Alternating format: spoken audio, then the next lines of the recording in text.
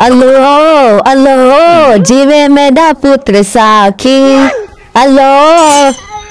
की जलील की थी मैं चुप कर दे फ्री टार पे किहाँ रोए पे चुआर को फजर दा लोड़ मचे ते लोड़ दी वजह तो चुआर समझा नहीं चुप करके को झूठा देखो तू जरा लोड़ मरे नहीं बड़ी तेरे लोड़ दी वजह नहीं समझा मैं को की नहीं बड़ी चल झूठा देखो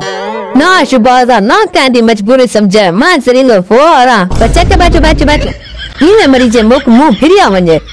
तू भी चुप कर के सम फीट रुपी अन प्यू को हर जगह पे बेचता करे कसूर तेरे हन पे बेचता मैं थी बाना अम्मा खीर खत्म थी गए खीर पा दे हुन सुनदा पे खीर खत्म थी गई खीर गिंदे केड़े केड़े में तोरे भंडर भोगा दादा त खाली खीर दवाई बन दे मैं कब तेरे तो लावा इन पे इमे लूड़ मार दे हालात तो आप दे दिखणी तो महंगाई थई खड़ी है अन प्यू को जलील करे तू चुप पर चल पानी तो गुजारा कर ए शुबादा पे लो तेरे बाल तेरा घर है मैं पे वेदी